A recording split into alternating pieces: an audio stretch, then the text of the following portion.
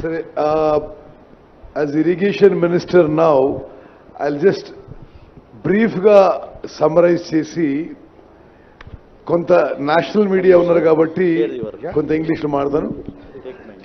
Okay, we thank the MIM members for coming for the visit and for the presentation. Thank you very much to all the MIM MLAs.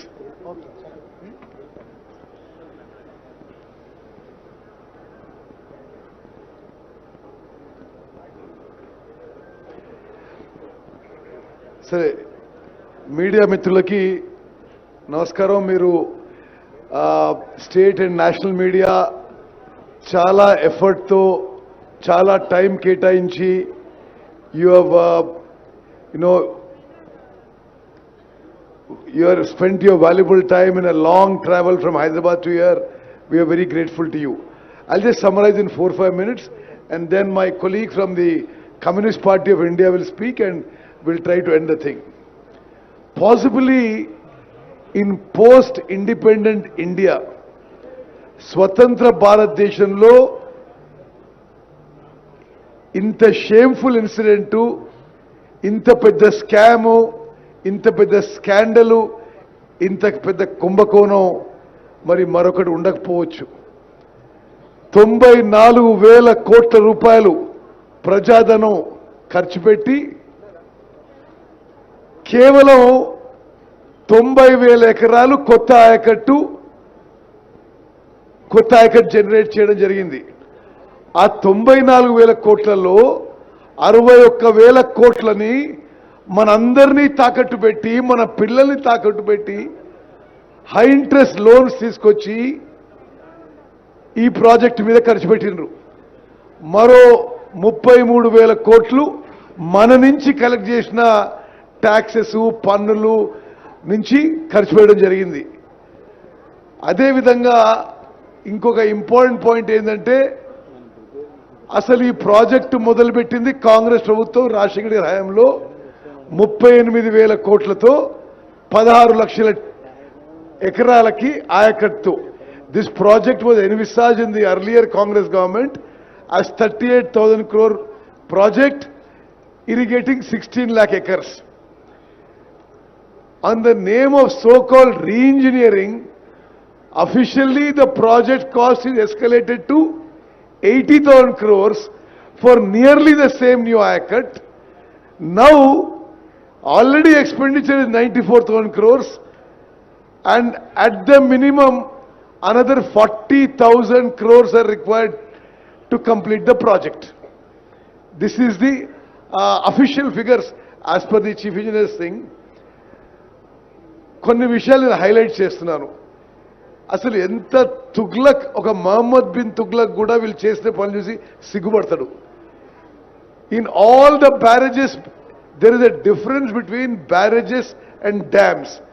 Dams are meant for storage, barrage is for regulating flow of water. ఎక్కడ కూడా ప్రపంచంలో ఉన్న బ్యారేజ్లలో barrage కట్టి నీళ్లు storage చేసిన వీళ్ళే చేసారు.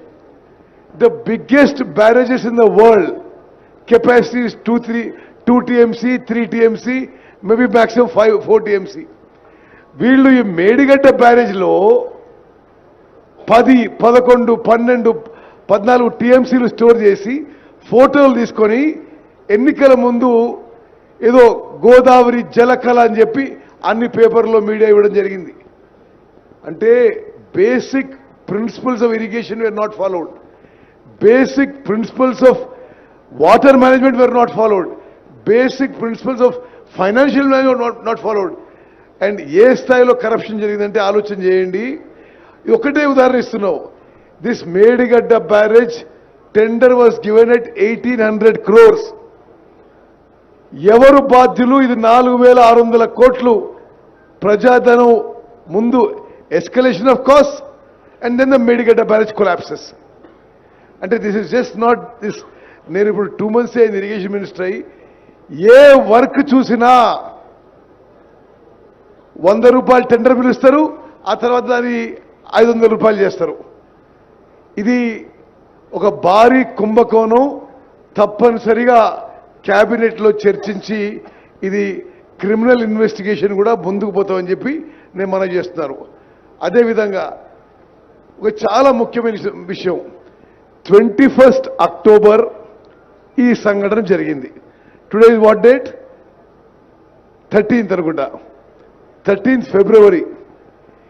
ఈ రోజు వరకు కూడా ఈ కాళేశ్వరం ప్రాజెక్టుకి చీఫ్ డిజైనర్, చీఫ్ ఇంజనీర్ అంతా తానే కట్టిన కేసీఆర్ ఒక్క మాట కూడా మాట్లాడలేదు.